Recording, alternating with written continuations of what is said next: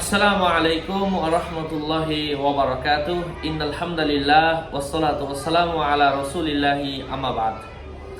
সম্মানিত প্রিয় উপস্থিতি, আজকের এই ভিডিওতে আমরা আলোচনা করব স্বপ্নে হাত দেখলে কি হয়। আল্লামা ইমাম ইবনে সিরিন রাহমাতুল্লাহি আলাইহি তিনি তার কিতাবের মধ্যে কি লিখেছেন।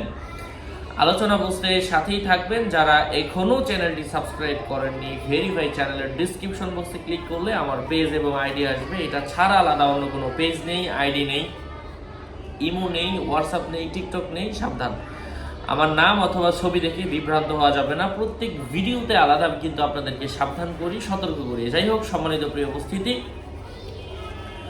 হাত দেখার অনেকগুলো তাবির রয়েছে। হাতের মধ্যে কোনো ব্যক্তি যদি ব্যথা দেখে, এটা কোনো কষ্টের ইঙ্গিত বুঝতে হবে। যদি দেখে তার দুটি হাতই নেই, তাহলে সে এমন কিছু কামনা করছে যা সে অর্জন করতে পারবে না। কোনো মুসলমানের সঙ্গে মুসাফাহা করতে এবং লোকটিকে তার হাতে সরিয়ে নিতে দেখলে সে তার কাছে কোনো কিছু আমানত রাখবে আর লোকটি তা ফেরত দেবে না।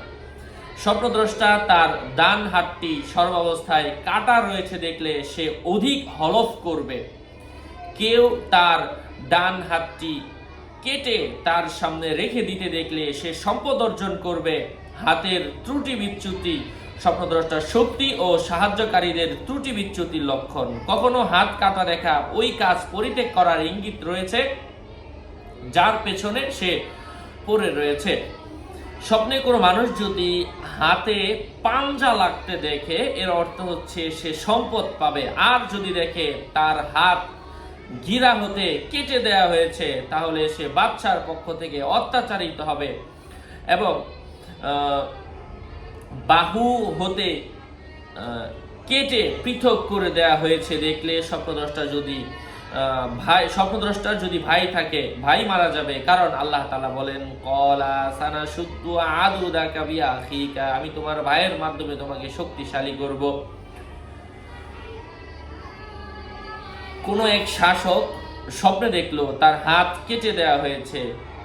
ভবিষ্যতে তার ব্যাখ্যা জিজ্ঞাসা করা হলে স্বপ্ন ব্যাখ্যা বিশারদগণ বললেন যে তোমার ভাই মারা যাবে। তো তাই হয়েছিল যা তিনি বলেছিলেন।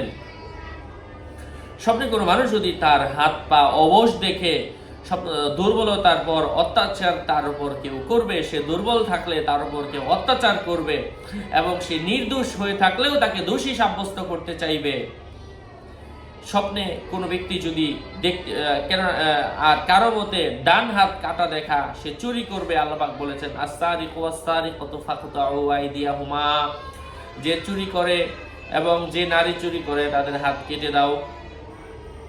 ইন্নামা জাযাউল্লাযীনা ইউহারিবুনাল্লাহ ওয়া রাসূলাহু, যারা আল্লাহ ও তার রাসূলের সঙ্গে সংগ্রাম করে এবং দেশে হাঙ্গামা সৃষ্টি করতে সচেষ্ট হয়, তাদের হচ্ছে এই শাস্তি। যাই হোক, আল্লাহ পাক বোঝার তৌফিক দান করেন। হাত পিছন দিক দিয়ে বাঁধা, তার হাত যদি কেউ বাঁধা দেখে, এর অর্থ হচ্ছে সে গুনাহগার হবে। যাই হোক, এই বিষয়গুলো নিয়ে আরো লম্বা, আরো বিস্তর ব্যাখ্যা রয়েছে, সেগুলো নিয়ে আমরা আরো অন্য ভিডিওতে আলোচনা করব।